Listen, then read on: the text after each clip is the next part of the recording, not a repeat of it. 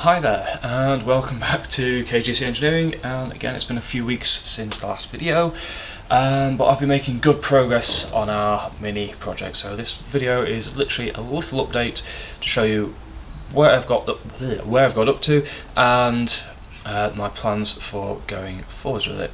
So let's have a little look around. So first of all, the main bit I've been working on is the boot floor area. So it's had a complete new boot floor's gone in. It did take quite a while to cut the old one out, so I had to do it in sections. We've replaced it because it was just so rotten, it was just beyond repair really. So so we've got the new floor panel, which also forms the base of the rear seat as well, so that's all in there. And I've had to put in, obviously we've got a new rear valance, the brackets for them as well. It's been a big job. Admittedly a bit bigger than I initially thought it might have been, but it's all together, it's all done now, ready to be seam sealed and prepped ready for paint, which I'll do at the same time as the rest of the car, because it's just going to be easier to do it all in one go than not. So like I say, it's been a big job and that is pretty much done.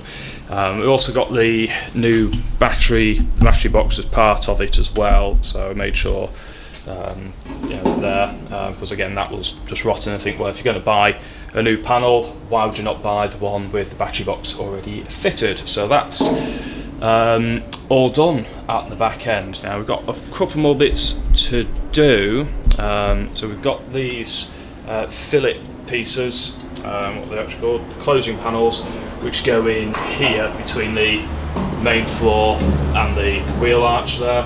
I've got both of these, one for each side, so I'll be putting those in just before I put the floor in, or around time when I put the new floor in, because that's just going to be the easiest time to get them in there, ready to go. So let's have a look at the front end.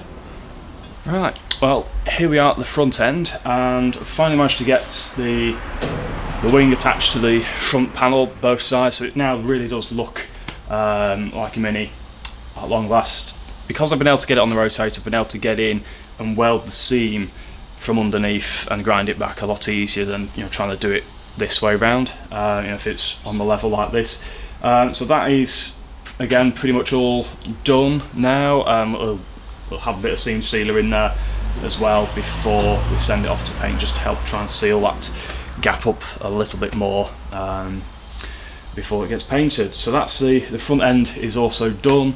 There's a few other little bits that I've done here and there, but that is pretty much where we're up to. And like I say, my main focus has been at the back end, getting the strength and the structure in there, and it has taken a little bit longer than I had anticipated, but it's done now, so we're ready to move on. So let's have a look at what we're going to be doing in the next few weeks. So over the next few weeks or so, or next few days, I'm going to be looking at getting the door jambs and top sills repaired and in place. I've got new panels to go in there. So I've got the new panel ready to go in, so it'll fit in there properly. In fact, this one's going to be today's job. Get that in there, which will involve a bit of cutting and trimming, because down here on the sill section, this side's not too bad. There's a few pinholes in it which I can weld up, so I'm going to not do too much on this side. The other side is going to need the whole lot replacing, which is a bit of a pain, to be honest, but just one of those things. So that is going to be, we're going to do both of those first, and then we're going to be looking at taking out the floor to completely replace the floor, because it is absolutely shot. So that is going to be a big job. I'm going to put a bit more bracing in across the door gaps as well. And speaking of doors, I've actually managed to get a pair of brand new doors. Now you might think, okay, why have we got a pair of brand new doors for it? Well, quite simply because the old ones, the buttons on them were rotted out. There were pinholes all over it, and sort of looking and thinking, well, how am I going to be able to sort of repair these and keep them nice and smooth and make it easier for the body shop? And just looking at it and thinking, it's just such a delicate and big job on it. That's just going to take up so much time, so much effort, so much energy.